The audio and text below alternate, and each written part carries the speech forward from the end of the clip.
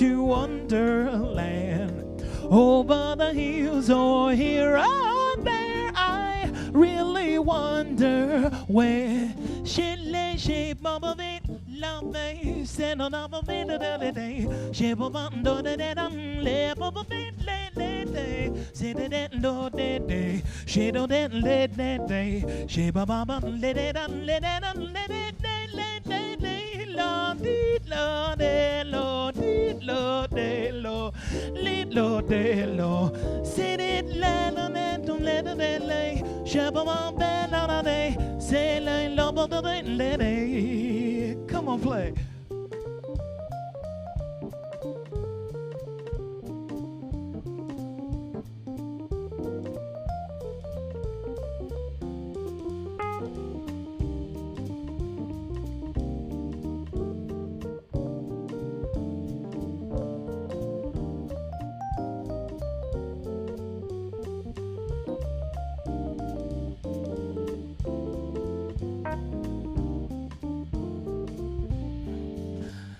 And where do clouds go? Where is the silver crescent moon? They must be somewhere in the sunny afternoon.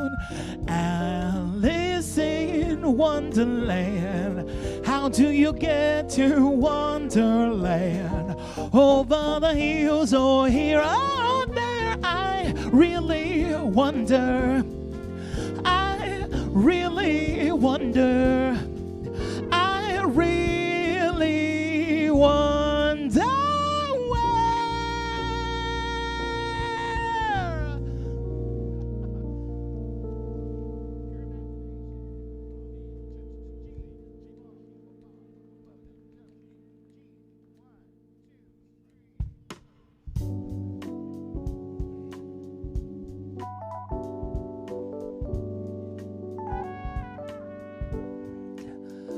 Come with me and you'll be in a world of pure imagination.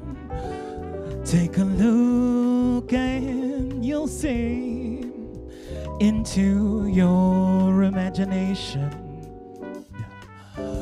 We'll begin with a spin, traveling in a world of our creation. What we see will defy explanation. If you want to view paradise, simply look around and view it. Anything you want to do it. Want to change the world, there's nothing to it. There is no life I know that compares to pure imagination.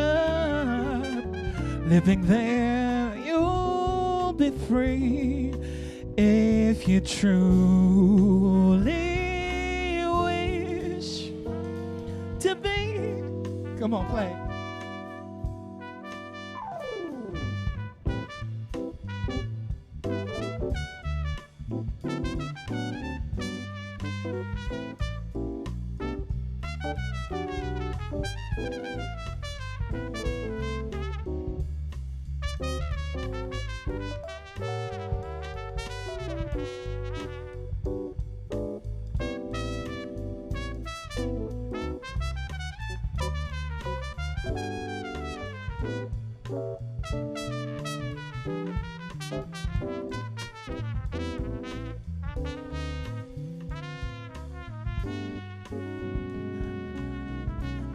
Say, if you want to view paradise, simply look around and view it. Anything you want to do it.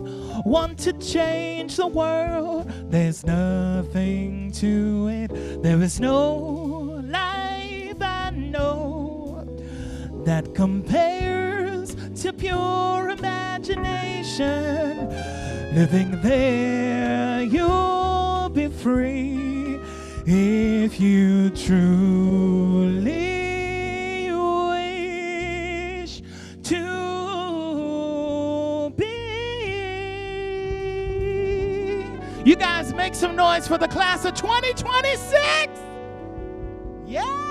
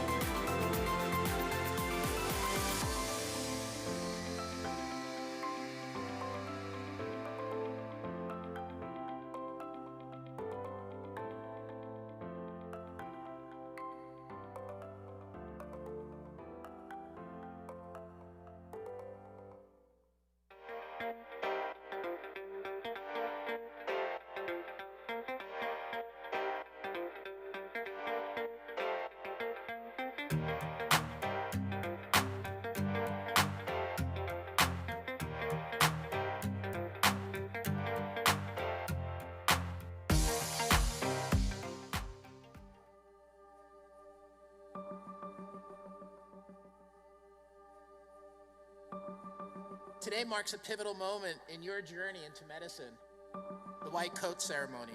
I extend my warmest welcome to all family and friends and significant others, everybody who's joined us here today for this special celebration. We collect some of the best, most committed scholars in the world, our faculty and staff, and we bring them together with the collective wisdom of hundreds of thousands of years of humanity to impart that into the next generation who is talented and eager to carry on that work to make the world a better place. You're part of a special community. You're not in it alone. All of us who wear this white coat are in this with you. I challenge you to think about how caring for patients, connecting with them as people, and serving within our system will help you to become great doctors. You matter, and you are an important part of the clinical team. It's really exciting to be getting our white coats, making that step to going to clerkship and getting to actually see patients, put all of the knowledge that we spent so much time learning. So it's really cool. Now it's just like, ooh, you know, I'm super excited. I don't know, I feel like I'll just not really understand until like someone spills on it. Like there's like a little blood or whatever. Medicine was always something I wanted to do. The school here allowed me to grow as a person and also show my difference. It's a very diverse school. I am a first-generation immigrant. Donning this today really just represents all that hard work. I've been looking forward to this day since I was in high school. I had always wanted to be a physician, to advocate for those who may not have the resources to seek medical help. And I knew that I had always wanted to stay in Las Vegas for my medical training. My goal is to become a physician and to hopefully prevent serious complications in the Las Vegas community. At the end of the day, it's a garment. What gives it meaning is you, the people who wear this. It's the meaning that you bring every day to the profession, to your interaction with others, with patients, with your colleagues, with your future students. I hope that when you put on your white coat, ready for your first day of clerkship, that you will wear it with confidence, knowing that your training, resilience, and dedication have prepared you well to take the next steps. In your white coat, with your school fully supporting you, representing your family with humility, and your pockets filled with items to share, I wish you all the best for what lies ahead.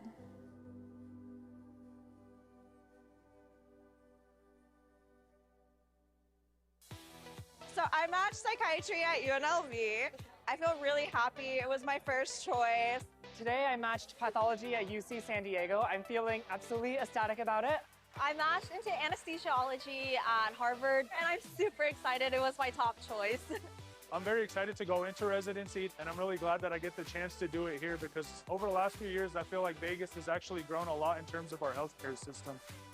The School of Medicine is here to be able to populate Las Vegas with physicians. But we are really excited about the students from the School of Medicine that will be joining our residencies here, but also other residencies in Southern Nevada. Leading up to this event, it's been very, very emotional. I was not sure what to expect opening the box, but I'm very, very happy that I ended up here. Kirk Kerkorian School of Medicine has been incredibly supportive. I can't thank them enough. The faculty and staff have always been behind us, and I think that they prepared us exceptionally well for rotations and for all of the board exams we needed to take. I know when I went away from the school to do away rotations, I felt always so prepared. Over the past 4 years, there has been so many highs and lows of medical school. But I think for me, the highs have been the moments with my classmates, celebrating, our white coat ceremony, our last formal together, things like that. Those are memories I'm gonna cherish forever. But for me, I am unbelievably happy and I can't wait to see what the future has in store.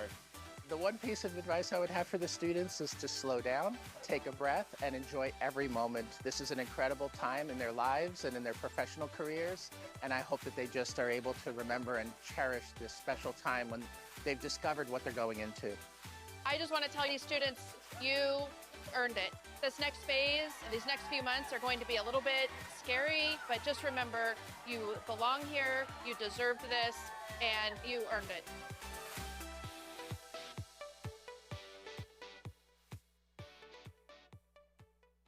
I grew up here in Las Vegas. You know, I went to elementary school here all the way up until my undergrad at UNLV, and just getting the opportunity to give back to the community that kind of helped me get to where I'm at right now and helping underserved community members and be prepared to better serve them. Just really excited about that and really happy to be given that opportunity and that honor. So I matched psychiatry at UNLV.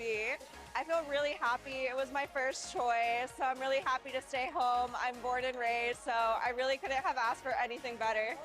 Today I matched at the Kirk Kerkorian School of Medicine, and I'm very excited. And I was actually hoping no matter where I ended up, I was going to come back to Vegas anyway and support the school.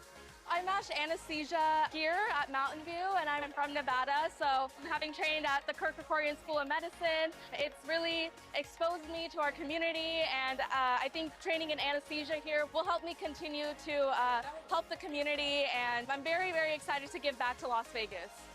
My plans beyond residency are to start my own practice in Las Vegas and really help our community. It's one that I have so much love for, so I'm hoping to expand resources in mental health to those that really need it. I'm actually very excited about the future. I think Vegas is still growing a lot in terms of our healthcare system. Our school's very, very established, and I'm glad that we're getting more and more students to actually stay here and take care of the residents. And so I'm really glad to be part of it as it continues to grow.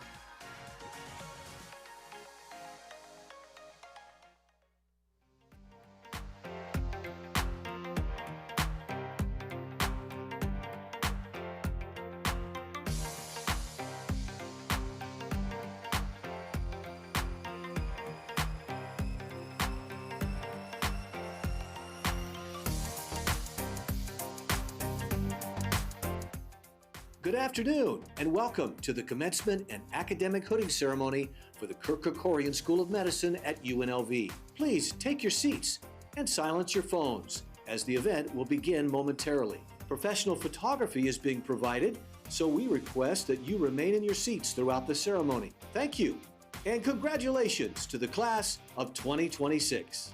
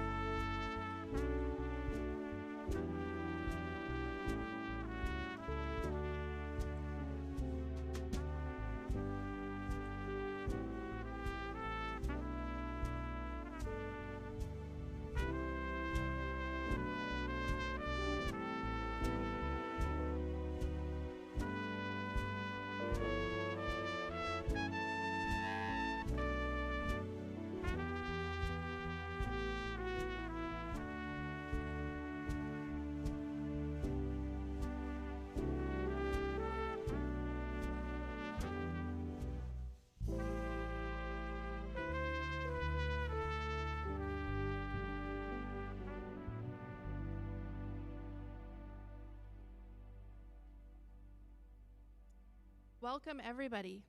This is such a wonderful day, and I am so happy that this entire group is here to join us in this celebration of our 2026 class of graduates from the Kirk Kerkorian School of Medicine.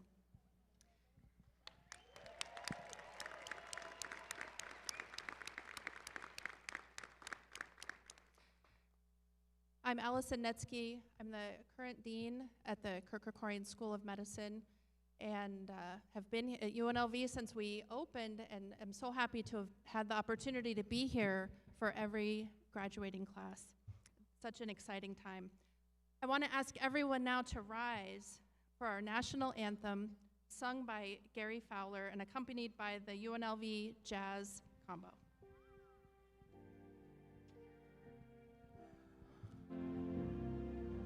Oh, say, can you see by the dawn's early light what so proudly we held at the twilight's last gleaming, whose broad stripes and bright stars through the perilous fight o'er the ramparts we watched were so gallantly streaming, and the rocket's red glare, the bombs bursting in air, gave proof through the night that our flag was still there. Oh, say does that star-spangled banner yet wave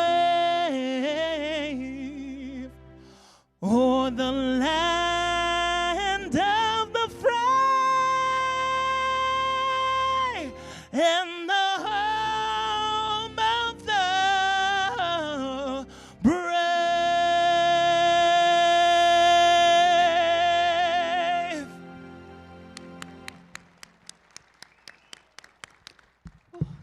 Wow, thank you very much. That was just wonderful. So we are honored to be joined on our stage today by our university regents, our UNLV president, and representing the School of Medicine, we have our former deans, our executive leadership team, and our distinguished department chairs and our faculty. So thank you very much for being here to support this wonderful day.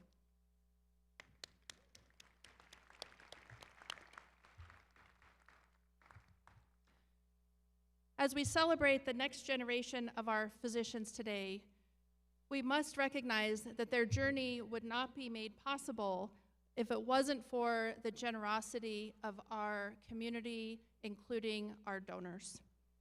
Our scholarship donors are listed in the program, and each of them have provided critical support to the class that is graduating here today. We are deeply grateful for the partnership with our community in seeing our School of Medicine be a success. Join me in giving them a round.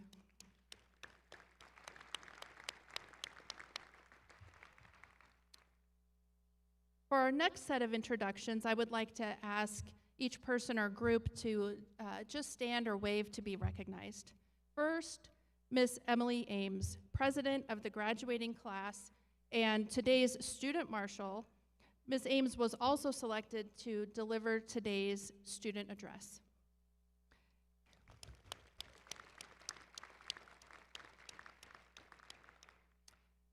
Next are the hooders who have been invited by our graduates to participate in our hooding ceremony.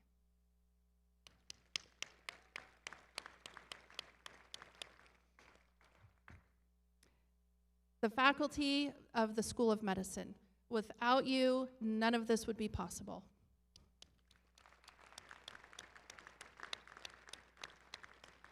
And leaders of other colleges at UNLV and other departments that are also critical in our success.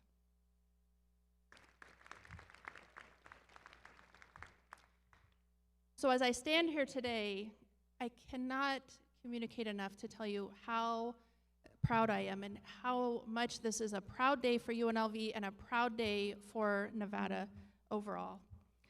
Each person in this auditorium with us today has had a role in the success of our graduates, and I sincerely thank you for all of the support and encouragement that you have provided. To our graduates, the Kirk Kerkorian School of Medicine is forever going to be part of your lives. You're going to look back on these last 4 years and just be in awe with the relationships and the experiences that you have had, and you now are always going to be part of our history, and we are grateful to that. Take a moment for these graduates to think about what lies ahead. The boundaries of medicine are expanding at a pace that we have never seen before. The ability to diagnose disease earlier, to be able to deliver precision treatments, and the thought about looking at illnesses that previously were incurable is now a reality. Somewhere in that future are going to be breakthroughs that we maybe don't have names for, ideas that maybe are right around the corner, and many of you that are going to be walking across this stage today are going to be the ones that are discovering all these great things. So the future for medicine is bright, and it is in your hands. In the years ahead, you are going to have the ability to experience all that it is to be a physician, and that includes being a leader, being an advocate for prevention, being an architect of new healthcare policy so that we can try to reach people in every corner of our country, to be able to focus on innovation and opportunities to let people live more independent lives, and also to be educators.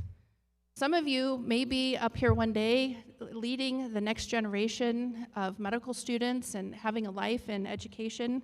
Some of you may be have an opportunity to be the next Surgeon General in 25 years.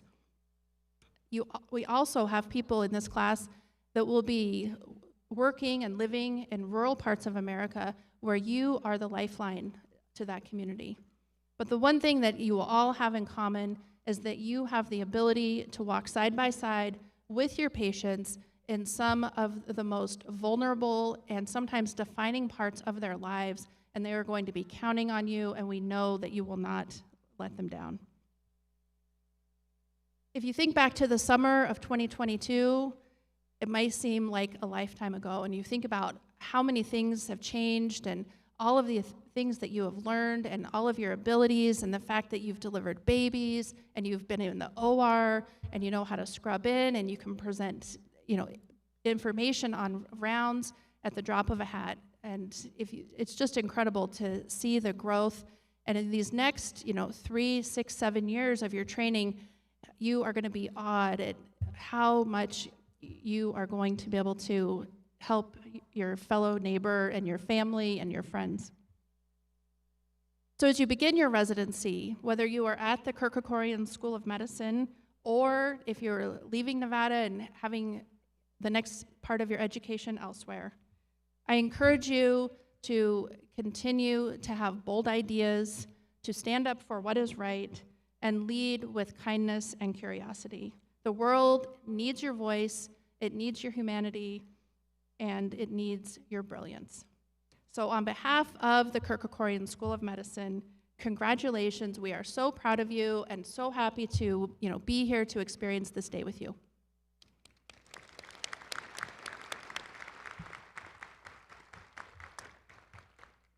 It is now my honor and my privilege to welcome to the podium President Chris Heavey, the president of UNLV. Dr. Heavey has been at UNLV for over 30 years and has had the opportunity to experience really every part of being in the classroom, to leading colleges, and to now leading our university. He has spent his career championing student success and academic success and really making sure that UNLV is part of the fabric of Las Vegas. So please join me in welcoming President Heavey.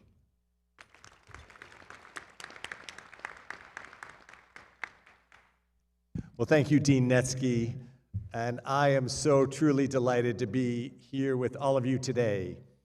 Last night I had the chance to speak a little bit to the graduates and to say to them how truly extraordinary their achievement is, born of their talent, of their hard work, and their perseverance, making them not just the best of the best, but the best of the best of the best of the best.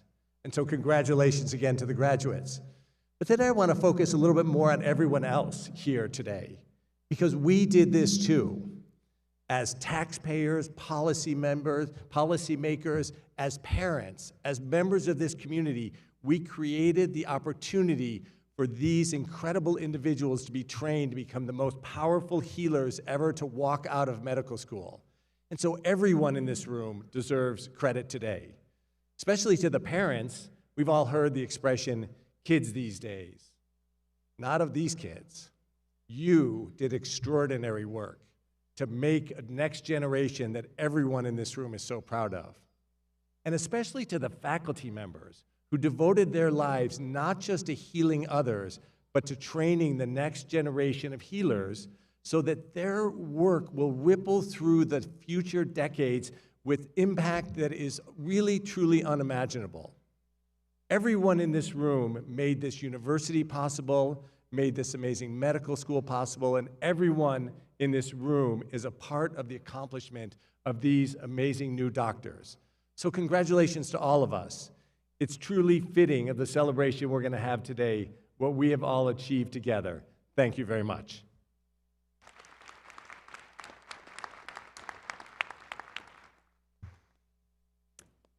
Thank you, Dr. Heavey, for your inspirational words. We are also privileged to be joined today by the chair of the Board of Regents, Byron Brooks. As a Las Vegas native and a graduate student of UNLV, Regent Brooks is a veteran, an entrepreneur with a long history of support and community advocacy, from suicide prevention to veteran support and many things in between. Today, he leads our state's higher education system with a focus on accountability and preparing the next generation of Nevada's workforce. Please join me in welcoming a leader deeply committed to the future of our state and our university, Regent Brooks.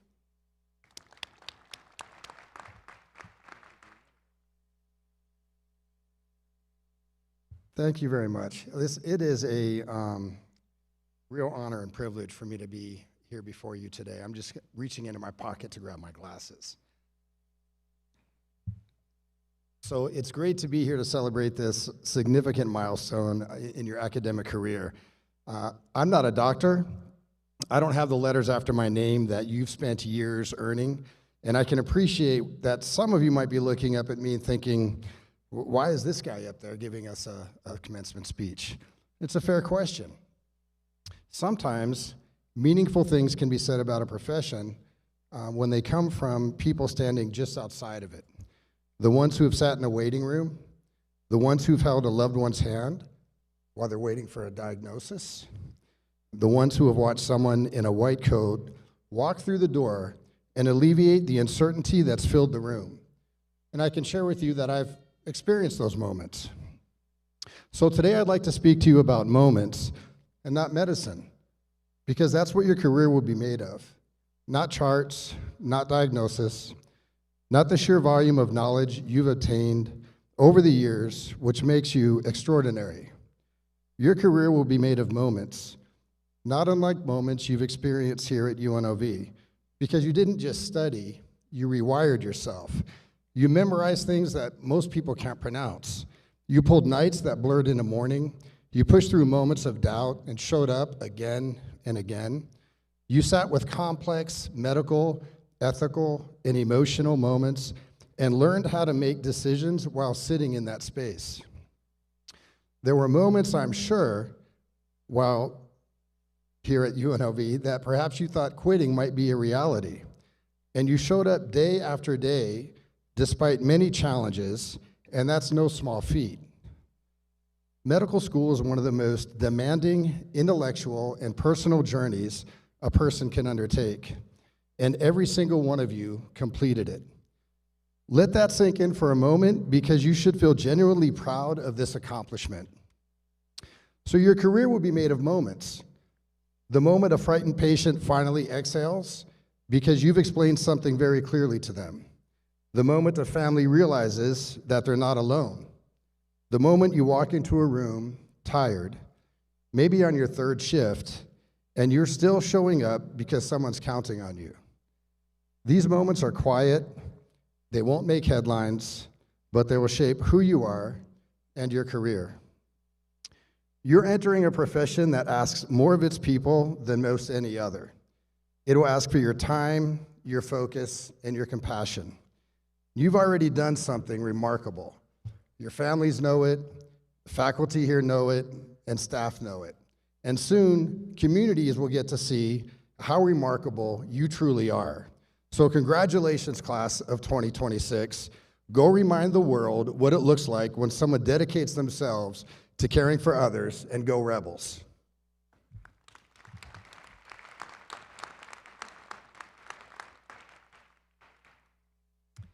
Oh, thank you so much for that inspiring speech. So it is now my pleasure to introduce today's keynote speaker, Dr. Aaron Rogers, who is a professor of family and community medicine and also our program director for our rural residency program here in Nevada. Each year, I invite the graduating class to help select a faculty member who has most profoundly influenced their journey. And this year, the student's choice was clear. From the first days of the first year of medical school through their final clinical rotations, Dr. Rogers has been a constant in their professional lives. He is the source of high expectations, always tempered with his signature humor and wisdom, which I'm sure he will share with you today. For his unwavering support and his role in shaping the physicians that you have come today, please welcome the class of 2026 speaker, Dr. Aaron Rogers.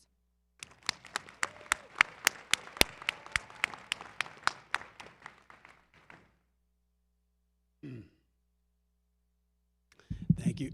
Thank you, Dean Netsky, President Heavey, Regent Brooks, and all distinguished faculty, guests, and of course, the amazing class of 2026. Yeah, sure. A few weeks ago, I was rounding in the hospital with one of our senior residents, who also happens to be a recent graduate of this school. I asked her about her commencement, and I asked her about her keynote address. She said that she didn't remember that there was a keynote address, which was oddly comforting to me at the time. When I told her that I'd be speaking today, without pause, she opened her eyes real wide and said, "Why would they ask you to speak?" Which admittedly is a fair question, but I'm deeply honored and grateful to be speaking with you here today on your special day.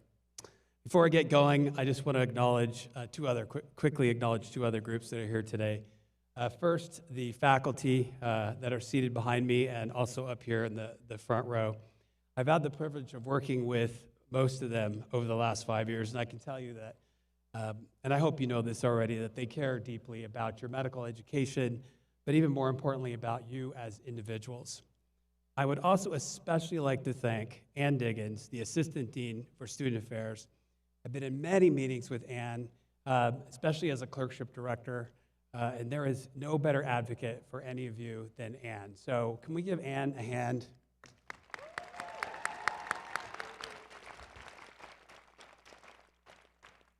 Second, I'd like to acknowledge your family and friends who are here today. Some of them have probably worried and sacrificed more than even you have to get you to this point.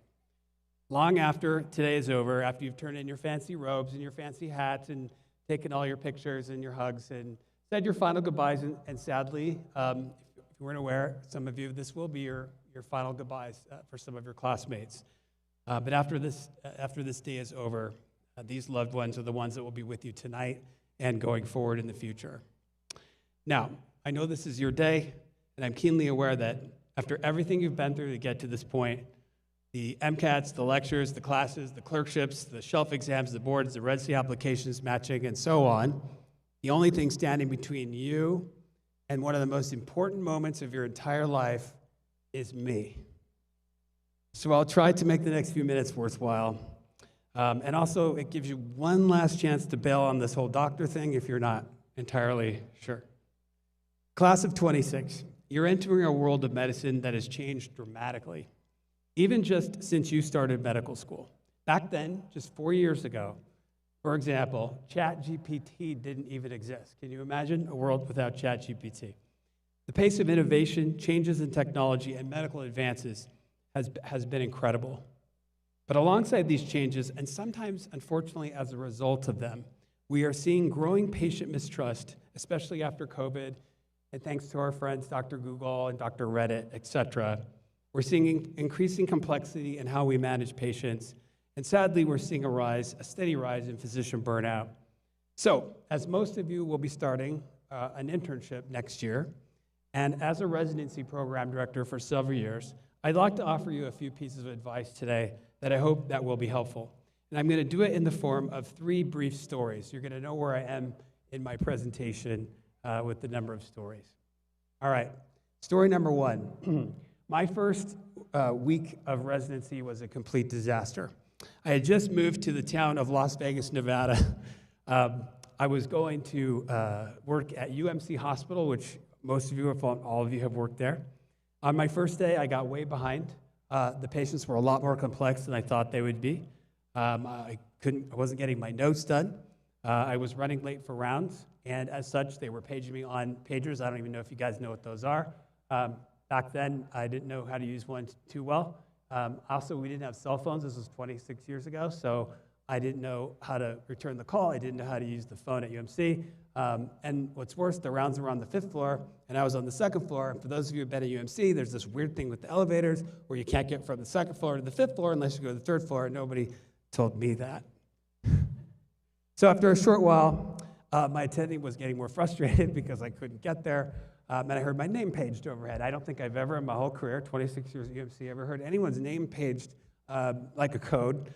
And I got paged twice. So to put it in your words, I was crashing out. That afternoon, I decided, well, I'm behind. Let me go ahead and make up for it. So I'm just going to go ahead and skip our didactics. That's lectures. And in case you didn't know, that is a big no-no. That is protected time by something that you'll learn all too well called ACGME. You are not allowed to do that, and my chief resident nicely, maybe not so nicely, let me know that. Nobody told me, so if no one tells you on your orientation, now you know. You can't skip didactics. 2 days later, I was on my first call night. This is back in the days before the work hour rules. We'd work all day, work all night, work most of the next day. It was late at night, and I thought, well, I had a little break. I'd go get some sleep. Unfortunately, I didn't remember where the call rooms were. Again, the call rooms, at least at that time, were in a weird place at UMC that I didn't know where they were, and it was too late to find out where they were. So I decided, well, I'll go sleep in my car. This is in a parking lot in Las Vegas in July. As I laid on the front seat, I was tired, hot, frustrated. I honestly thought at that point, there was just no way I was going to make it. I thought about all the mistakes I'd made, including many others I haven't shared with you. And I thought, it's only still the first week. As a person of faith, I said a prayer expressing my frustration and asking God for help. I calmed down a bit and got a little sleep, very little sleep, and soon I was paged to go back to work. Well, of course, over the next days, weeks, and months, things did get better. I learned how to chart faster and see patients more efficiently, and soon I was learning and doing things with confidence. It was still hard, but it wasn't terrifying. With the help of many patient residents and faculty, I was able to adapt and improve, as you will. I learned how to get also from the 2nd floor to the 5th floor and where the call rooms were. There may be moments next year, and there probably will be in your internships, when you'll feel overwhelmed. Please give yourself a break. Be patient and kind to yourself. Practice self-care or wellness, things that I am pretty sure didn't, again, exist 26 years ago, but I'm really glad they're there for you today. Spend your limited time doing things you love with the people that you love. Express gratitude often. If you're religious, lean on your faith. And very importantly, please ask for help when you need it. You will have many great senior residents and faculty that are ready and able to help you. Please remember that you're not in this alone. Story number 2. A few weeks ago, I was supervising an intern in clinic. We were managing a patient with high cholesterol, as all of you know, high cholesterol is one of the most common things we see in family medicine and primary care. Unfortunately, this bright intern just didn't seem to know how to properly manage this patient. She didn't know the guidelines, the proper guidelines. As the seasoned, wise, elderly attending with great experience, I taught her the correct guidelines. She somewhat reluctantly accepted this and then moved on. After she left, just to be sure, I decided I might want to check because she seemed pretty confident. And to my surprise, new cholesterol management guidelines had just come out literally like the week before. And she was referencing these when she was trying to manage her patient. So in short, she was right and I was wrong. So there's a first time for everything. We talked about it. Fortunately, she's so nice. We had a good laugh, and of course, we changed the patient plan. This is obviously a mild example, but it was a reminder of something that becomes more important the longer you're in medicine, the importance of being humble. I remember all of you, I can't see you, but that's okay. You're all in my heads. I remember all of you back in your first year of medical school. You guys were the brightest of the bright, the smartest of the smart. You knew all about interleukin 6s and how to answer AMBOSS questions. But you really had, most of you had no clinical skills whatsoever, which is where you should be. You didn't know how to use your stethoscope, for example. Remember how to turn the thing and the bell and the diaphragm? You didn't know that a BUN lab is not called a what? A button, yes, that's right. But what you did have was humility and a willingness to learn. And that's what allows you to quickly grow and gain that confidence and skill that you have. In one of my PBL classes, that's problem-based learning, back in your first year, one of your classmates was so focused on learning a case discussion, she refused to take a break despite being 9 months pregnant and feeling uncomfortable. When we finally paused, she realized her water had broken and she was starting to go into labor. At the time, I remember thinking, this class and this student may be a little too teachable. I won't name who it is for reasons, but you might be able to guess. I know she's here because I saw her. It's a she. Unfortunately, I've seen that sometimes as doctors gain more experience, confidence can slowly harden into arrogance. And when that happens, people stop listening, they stop questioning themselves, and they stop improving. Medicine is changing far too quickly for any of us to assume we know enough, no matter how long we've been practicing. In my experience, the residents and even attendings who struggle the most are not the ones who lack knowledge or technical skill. They're the ones who become overconfident, arrogant, and stop being open to feedback, growth, and learning. Unfortunately, I've seen that lead to burnout, poor patient care, damaged professional relationships, and sometimes even trouble with the medical board. So, as you move on into the next stage of your career, please stay humble, stay curious, and stay teachable. Story number 3. A few years ago, I found myself on the other side of medicine, not as a physician, but as a family member of a sick patient, when my dad passed away after a long, complex illness. As I followed my dad's care as a spectator, I hoped that he would not just receive the best medical care, but also that his multiple doctors would see him as more than just a list of his complex diagnoses. I hoped they would take a few moments to become invested in him and really try to understand who he was as a person, such as that he was a husband of 53 years, a father of 5, a Vietnam veteran, an avid salmon fisherman, a man of faith, someone with a great sense of humor, all things that are not part of the all-important HPI or history of present illness, but important to knowing him. I further hope that by knowing these things, they would, even briefly, imagine themselves in his shoes. In other words, I hope that they would have empathy. My dad did receive good care, and I'm grateful for that. But that experience and others that I've had with patients over the years have changed the way I think about my patients. I found that it's easy and common, especially when we get busy, to start seeing patients as just problems to solve instead of people to care for. I found that empathy takes effort, it takes intention, but it really matters. While it is important to have appropriate boundaries and some level of clinical detachment, many of us, and admittedly, including myself, often err on the side of having too much detachment and not enough compassion and empathy. Someday, if it hasn't happened already, the person in that hospital bed might be someone you love, or even you. On that day, you'll probably hope that the physician caring for you or your loved one is the smartest and most skilled, of course, but also someone who sees and understands you as the whole person that you are. So, doctors, or soon-to-be future doctors, make that your habit now. Listen, be present, be appropriately invested in your patients. Be the kind of doctor you hope to have. Develop and practice empathy. It's good for your well-being, and it's certainly good for your patients. Class of 26, as you move on from medical school into the greatest, most rewarding profession of all, you'll face both internal and external challenges. The demands will be real. But if you can do a few things consistently, such as be patient with yourself, practice self-care, ask for help, stay humble and teachable, and treat your patients with genuine empathy, you won't just be great doctors, you'll be far more fulfilled ones. The two greatest words in any speech, in conclusion, as someone who has worked with each of you over the last 4 years, I can say two things with absolute confidence. One, you are all very well prepared to start your residencies. And number two, despite all the challenges we face in healthcare today, I truly believe that there is no class better prepared to move medicine forward and make positive changes to the healthcare system than your class. This is a class full of current and future advocates. And just between us, you're also my favorite class, so don't tell the other classes.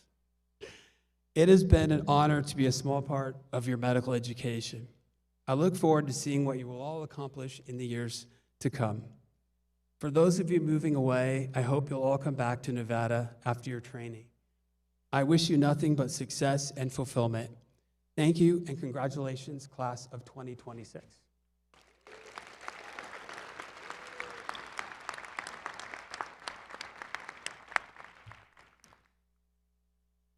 Dr. Rogers, thank you so much for that moving speech and sharing some of your own experiences with us.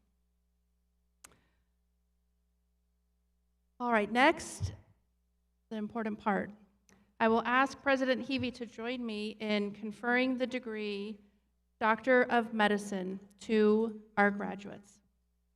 Will the graduates for the degree of the Doctor of Medicine please rise?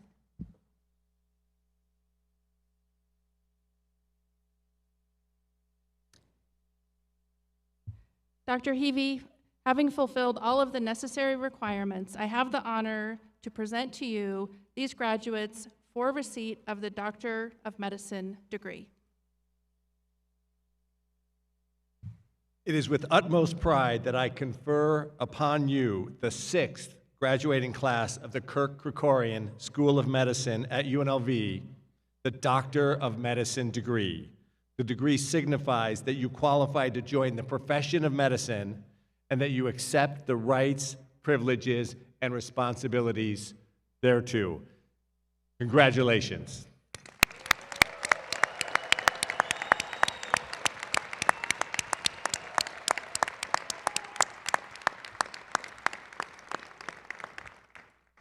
All right, graduates, please be seated.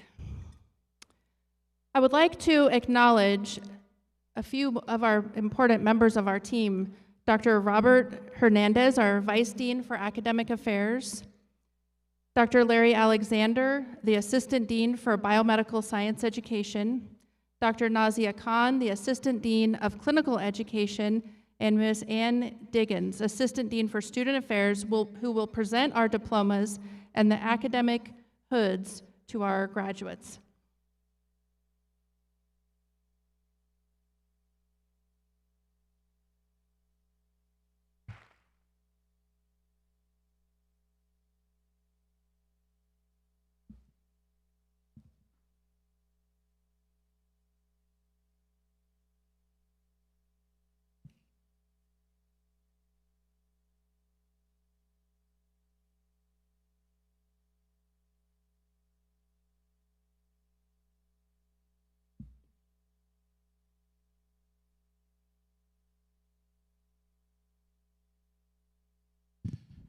Dr. Emily Ames. Dr. Ames is being hooded by Dr. Joseph Tambakuchi.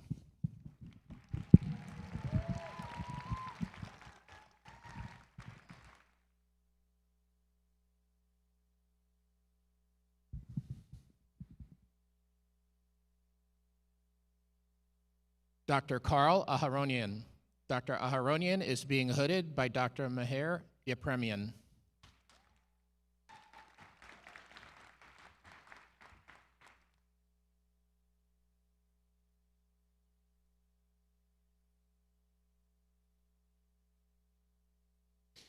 Dr. George Alwayak. Dr. Alwayak is being hooded by Dr. Tatiana Alwayak.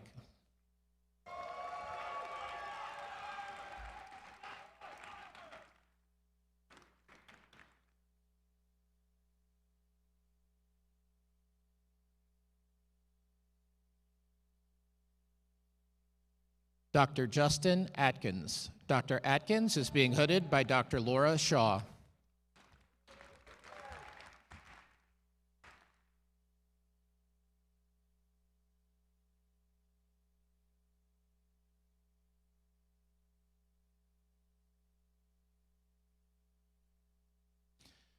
Dr. Charlton Bassett.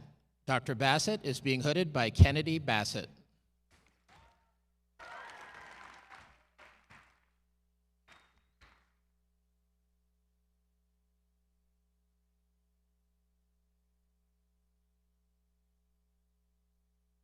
Dr. Jessica Burkhard.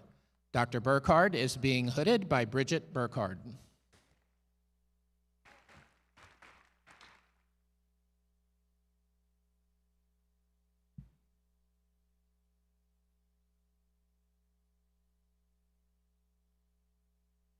Dr. Deanna Sudberg Che. Dr. Che is being hooded by Arthur Sudberg.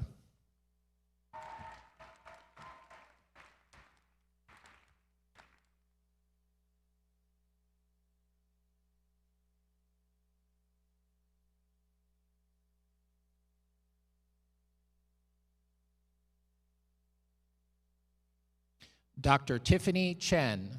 Dr. Chen is being hooded by Annie Chen.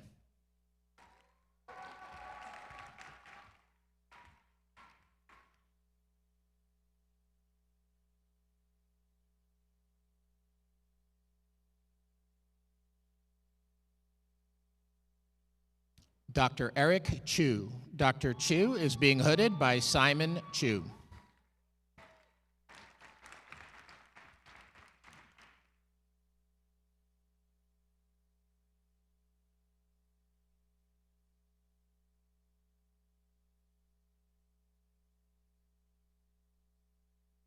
Dr. Marley Jacobs Cody. Dr. Cody is being hooded by Dr. Jacqueline Jacobs Vogel.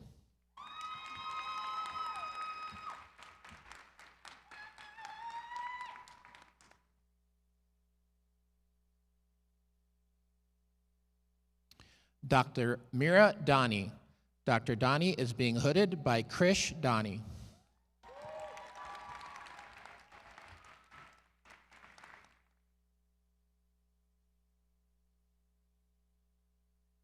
Dr. Ryder Davidson. Dr. Davidson is being hooded by Stephen Davidson.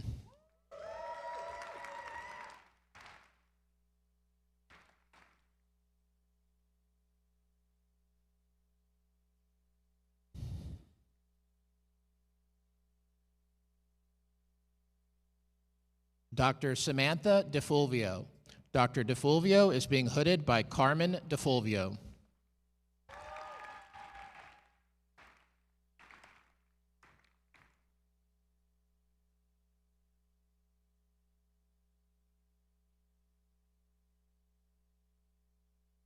Dr. Kenny Doe. Dr. Doe is being hooded by Vu Doe.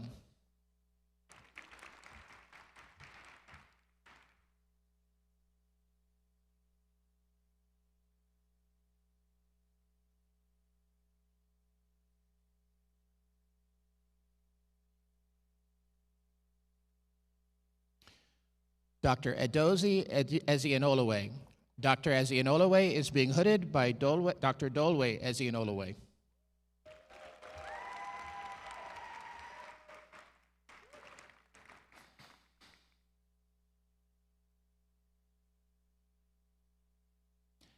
Dr. Stephanie Fernandez. Dr. Fernandez is being hooded by Dr. Sergio Fernandez.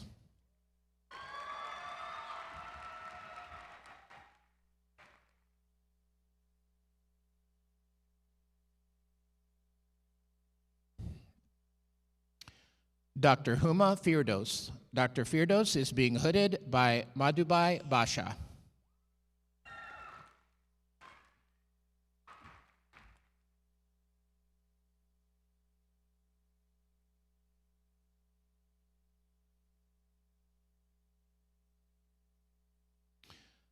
Dr. Cameron Gignon. Dr. Gignon is being hooded by Cameron Gignon.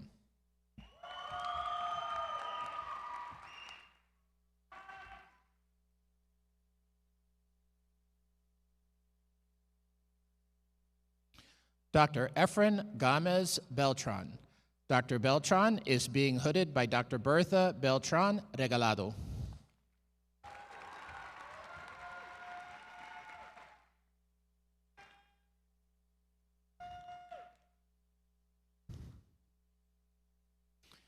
Dr. Rakshita Giri.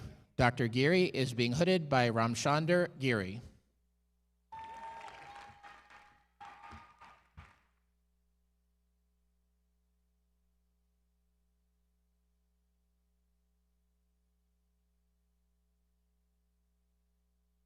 Dr. Lindsay Golding. Dr. Golding is being hooded by Michael Golding.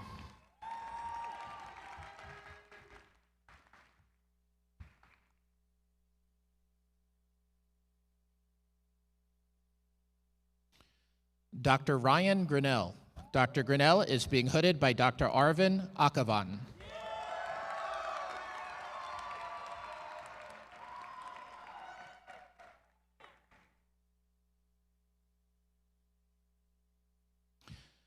Dr. Caitlin Hawk. Dr. Hawk is being hooded by Pilar Hawk.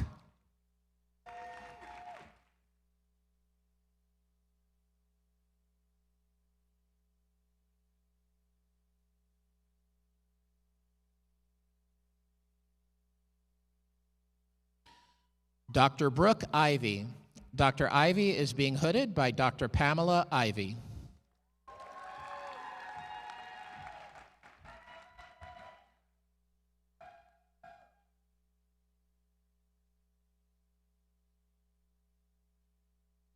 Dr. Ronnie Joseph. Dr. Joseph is being hooded by Dr. Iman Joseph.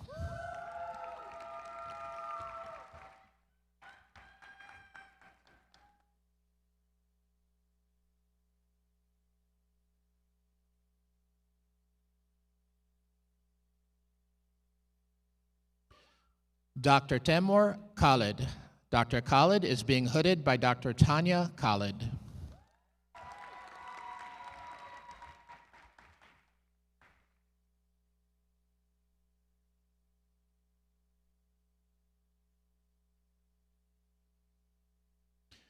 Dr. Shaughnessy Knudsen. Dr. Knudsen is being hooded by Benjamin Knudsen.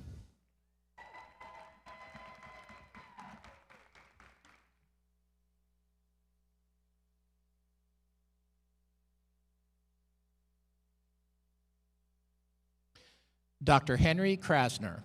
Dr. Krasner is being hooded by Dr. Charles Krasner.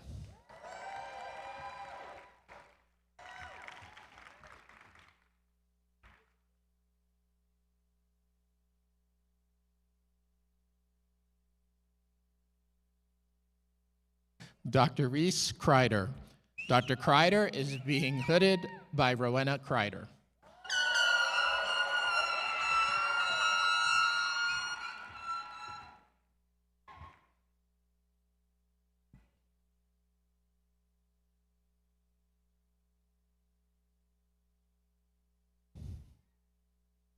Dr. Lisa Lay. Dr. Lay is being hooded by Yoam Lay.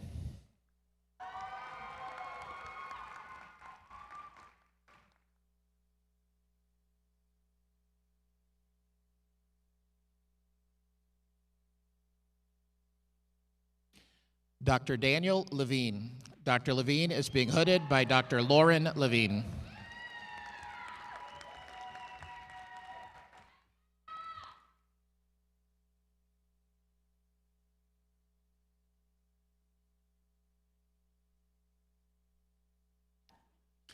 Dr. Jeffrey Martin. Dr. Martin is being hooded by Julie Martin.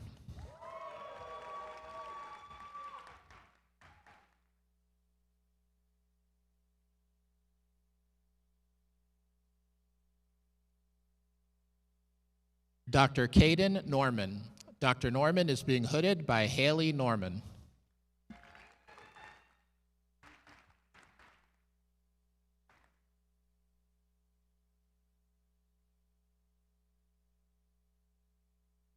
Dr. Caitlin Novotny Ledbetter. Dr. Novotny Ledbetter is being hooded by Justice Ledbetter.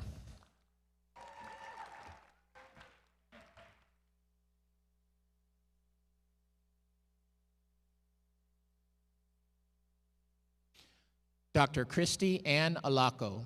Dr. Alaco is being hooded by Lexi Alaco Bermudez.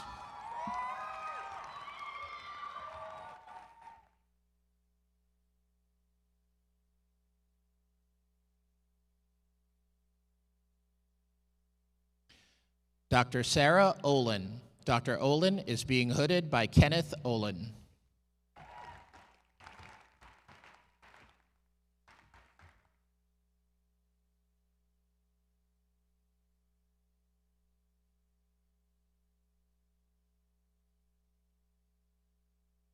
Dr. Michelle Perez. Dr. Perez is being hooded by Hector Calva.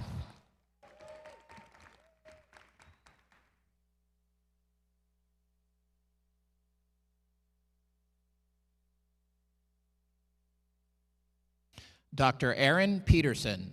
Dr. Peterson is being hooded by Dr. Aaron T. Peterson.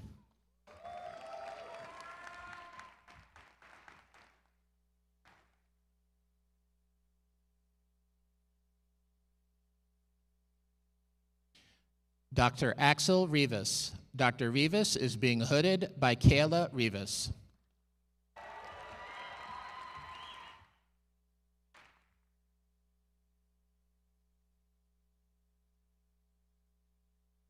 Dr. Maggie Sanders. Dr. Sanders is being hooded by Dr. Stephen Sanders.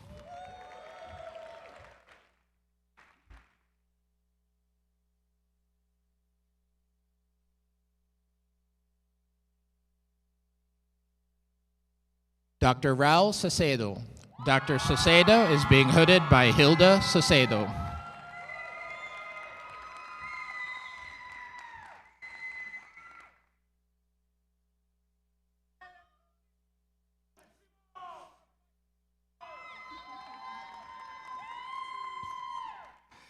Dr. Savannah Shower.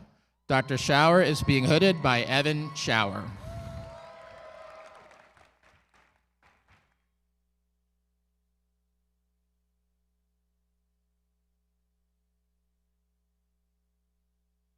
Dr. Tal Schlesinger.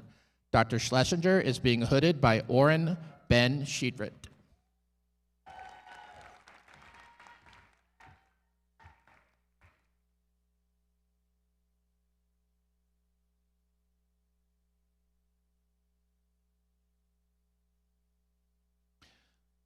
Dr. Colin Standiford. Dr. Standiford is being hooded by Rachel Standiford.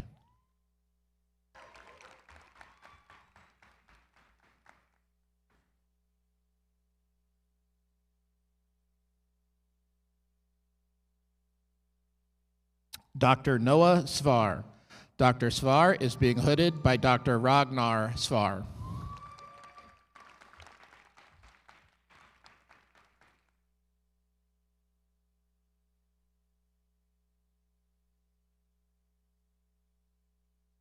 Dr. Hunter Triplett.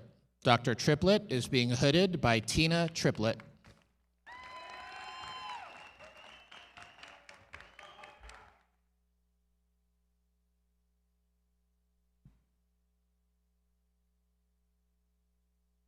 Dr. Jumel Aubrey Navarrete Touquet. Dr. Touquet is being hooded by Dr. Ramelisa Navarrete Touquet.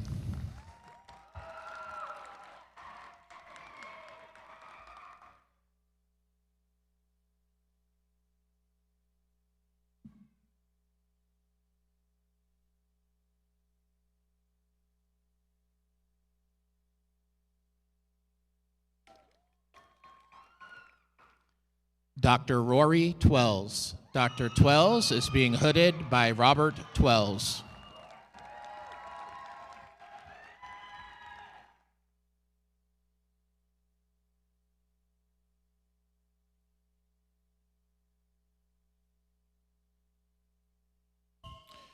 Dr. Guadalupe Vasquez Perez. Dr. Vasquez Perez is being hooded by Jesse Hogan.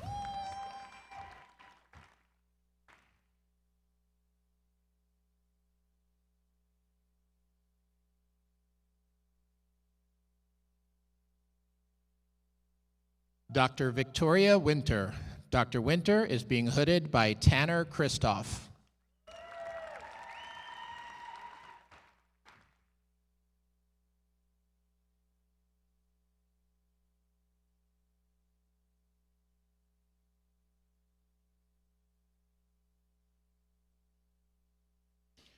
Dr. Leah Yim.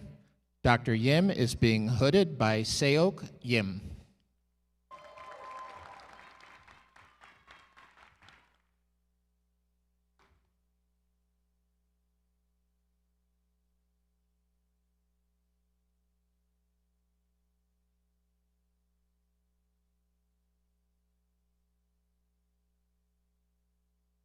Dr. Alan Zhang. Dr. Zhang is being hooded by Lucy Chen.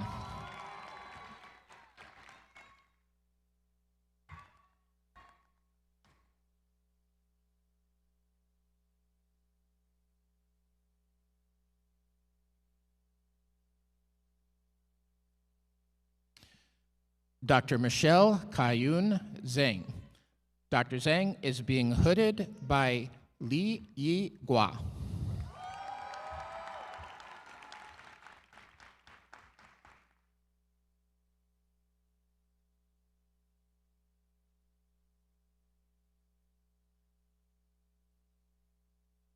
Dr. Michelle Li Shang Zhu. Dr. Zhu is being hooded by Ming-Her Zhu.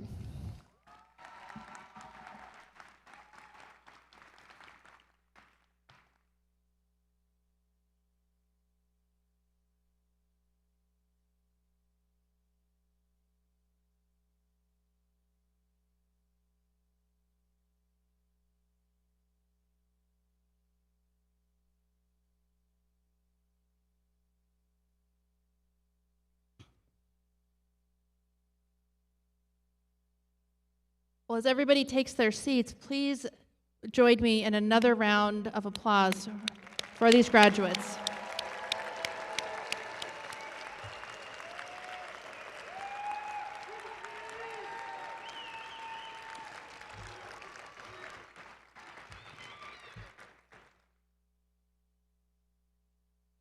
Our next honor is the Dr. Barbara Atkinson Service and Leadership Award. As our founding dean, Dr. Atkinson didn't just build a medical school, she helped build a long-held vision for Southern Nevada to reality. From raising over $13 million in scholarship support for our charter class in record time, to being the only woman to serve as the dean of 3 different medical schools during her career, her legacy is part of the fabric of our institution. In honor of her visionary leadership and her continued role as Dean Emeritus, this award recognizes a graduating senior who embodies that same spirit of community and leadership. It is my pleasure to announce that this year's recipient is a physician who has demonstrated that same brand of outstanding leadership and service during medical school. That is Dr. Savannah Schauer. Please join me up here at the podium.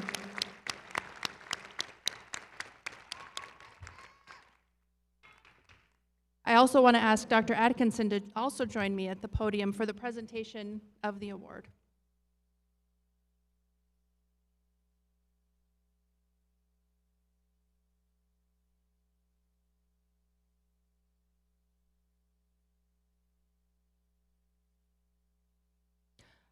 Our faculty reviewed the nominations for this year's recipient. One word appeared more than any others for Dr. Schauer: professionalism. For the past 4 years, she has served as the class vice president, a role that is most often about being behind the scenes work rather than being in the spotlight. Whether she was navigating shifts in class government or translating student concerns into constructive solutions for the administration, she did so with a rare combination of efficiency and kindness. She has made a real impact in the medical school, including serving on the very important Independent Student Analysis Committee to ensure that our med school accreditation was not just a process, but a true reflection of the student voice. Her leadership extends far beyond the administrative. She is a member of the Gold Humanism Honor Society, and her heart for service is exceptional. Since 2011, long before ever wearing a white coat, she has been a coach for the Special Olympics, and also from the House of Blues stage as a musician to the nursing homes of Las Vegas providing music therapy. She understands that healing can take many forms. Savannah, your peers say that you are a shining star of UNLV. You exemplify exactly what Dr. Atkinson intended for this school, a leader who sees a need in the community and steps forward to meet it. It is my distinct honor to be able to share with everyone here today about your accomplishments and see your success with this award.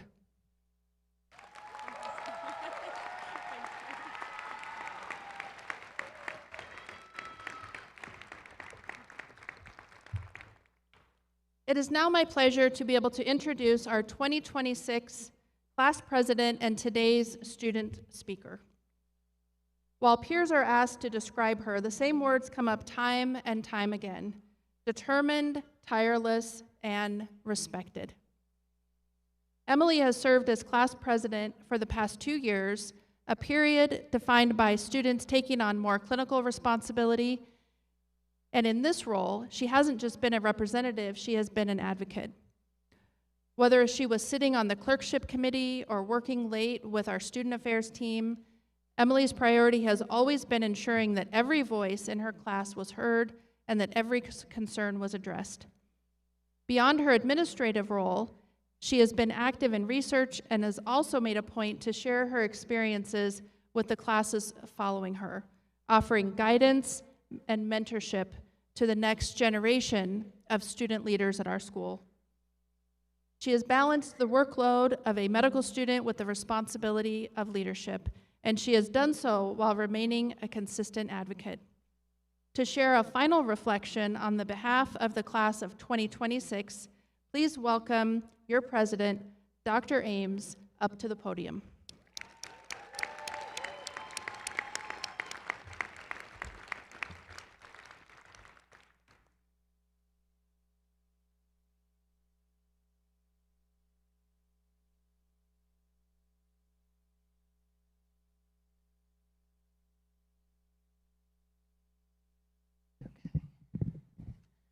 Okay, good afternoon, everybody. I am incredibly honored to be speaking here today.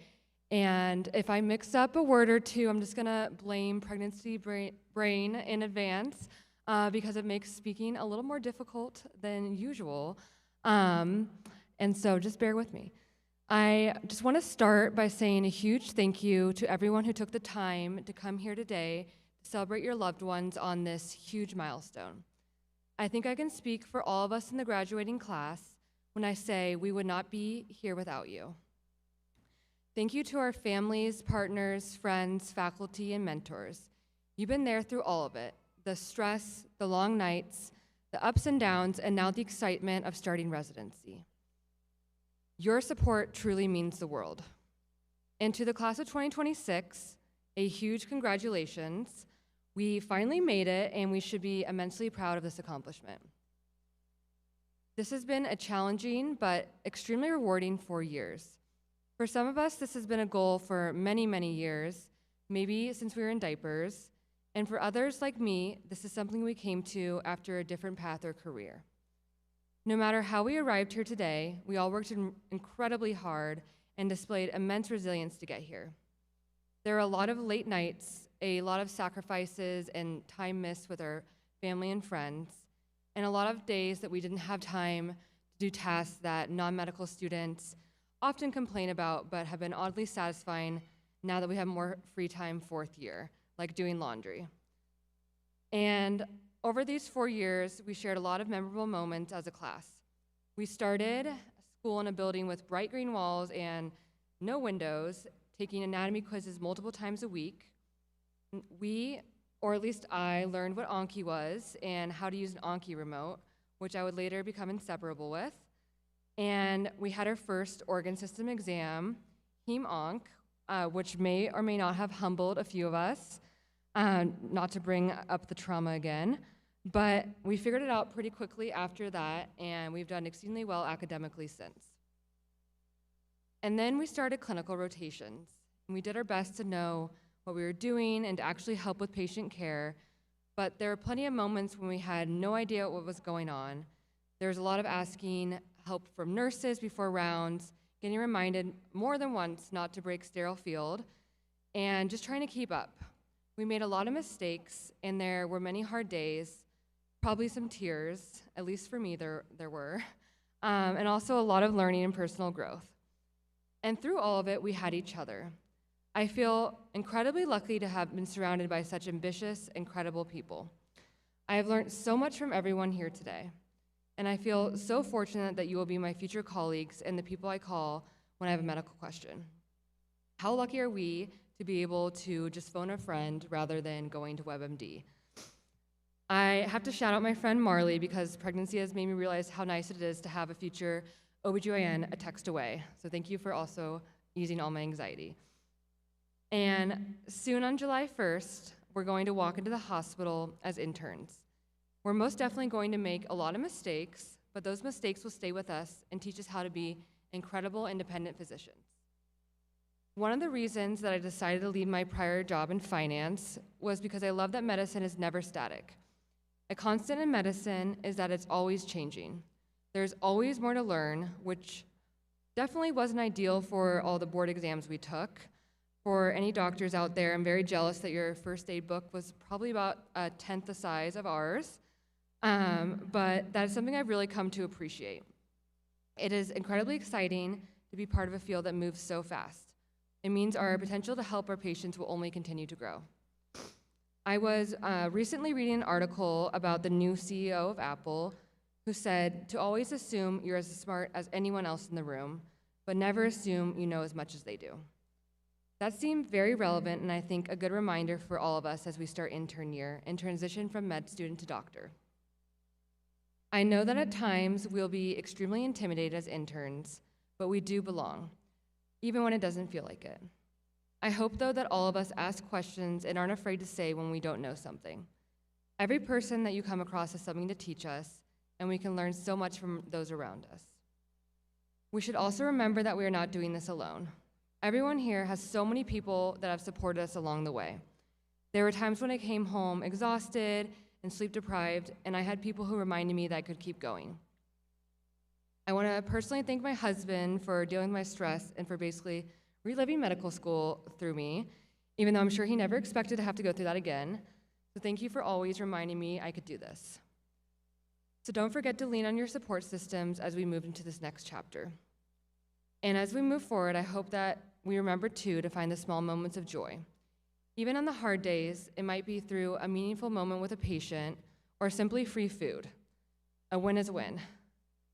And residency will be very busy, I'm sure. This past year, there were many things that didn't go as planned for me, and there'll be moments that challenge you, that force you to pause and rethink what matters most. And in those moments, I've learned how important it is to keep coming back to your priorities and allow yourself to constantly let those change, because that's okay. It's important to take the time to invest in ourselves so that we have the energy to be the best for our patients. We are about to have MD after our names. That comes with an enormous amount of responsibility. It means people will trust us, often without knowing us, and they'll remember how we made them feel long after we leave the hospital. Completing our medical school training here in Nevada has allowed us to really see the gaps in care and inequities that exist in our healthcare system. We have seen the lack of resources Nevada has, and Nevada really truly does need every one of us. The way we listen, the way we explain things, the way we take an extra minute, even when we're tired, it all matters more probably than we realize. We'll be there for some of the most important moments in people's lives, both good and bad, and I know we're ready for that because I've already seen you all do it. You're the kind of people who stay a little longer and slow down when it matters, who make the patients understand what's actually going on. So keep that with you and continue to stay kind, stay curious, and show up even when you're tired. This degree really is such a privilege. To end, I just want to say how proud I am of all of you. You've all worked so hard and you deserve this moment. So with that, please join me in congratulating the class of 2026.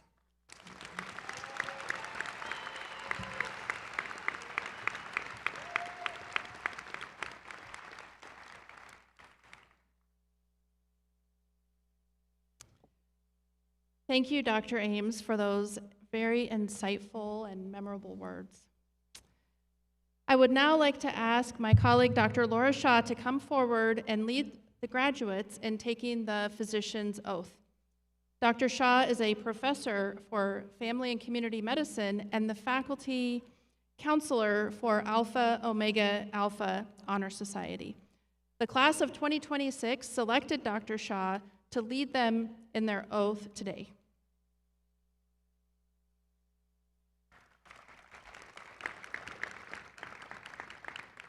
Good afternoon, everyone. I want to thank you, class of 2026, for giving me this great privilege of leading you in this all-important oath. I'm so honored to be standing here. The pledge you are about to recite is based on the World Medical Association's Declaration of Geneva. It is the modern successor to the Hippocratic Oath. In a moment, as we say these words together, I sincerely hope you will think about what you are pledging to do from this day forward. I would now like to request that the class of 2026 please stand and turn around to face your friends and family.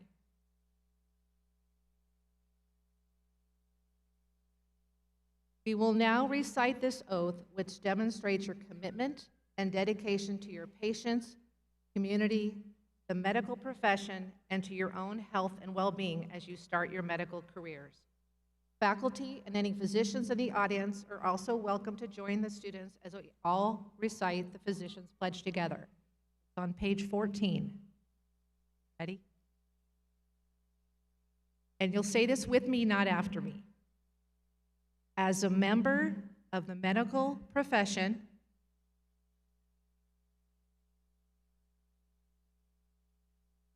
you're going to say it with me, not after me. Okay. I solemnly pledge to dedicate my life to the service of humanity. The health and well-being of my patient will be my first consideration. I will respect the autonomy and dignity of my patient. I will maintain the utmost respect for human life. I will not permit considerations of age, disease, or disability, creed, ethnic origin, gender, nationality, political affiliation, race, sexual orientation, social standing, or any other factor to intervene between my duty and my patient. I will respect the secrets that are confided in me even after the patient has died. I will practice my profession with conscience and dignity and in accordance with good medical practice.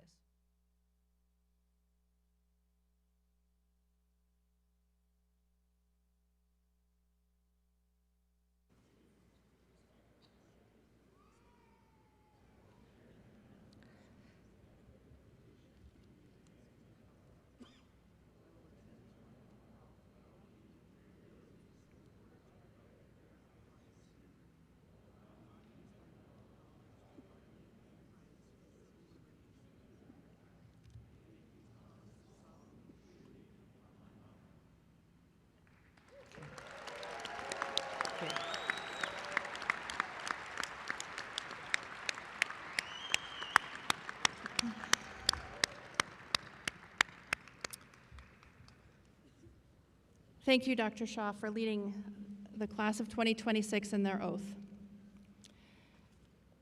In a few moments, you will walk down the center aisle, no longer as students, but as physicians. The doctor before your name is more than a hard-earned title. It is a promise to every patient who will trust you with their lives and their families, and sometimes with their futures. You have trained in a city like no other. Las Vegas is a place of incredible diversity, growth, resilience, excitement, and opportunity. As you move into your residency training here and throughout the country, I encourage you to carry the spirit of Las Vegas and the Kirk Kerkorian School of Medicine with you. Remember, being a graduate of our school and a product of our city means being a champion for your patients and being a leader in your community. Enter the next phase of your training with your sharp minds, but most importantly, with your open hearts. Be the kind of doctor that you would want for your own family. Be the colleague in residency who lifts up your co-residents and also helps future medical students that will be looking to you to be their mentors. And always keep your humility and remember that your family and the faculty who helped you get to where you are today. Please join me in presenting the class of 2026 from the Kirk Kerkorian School of Medicine.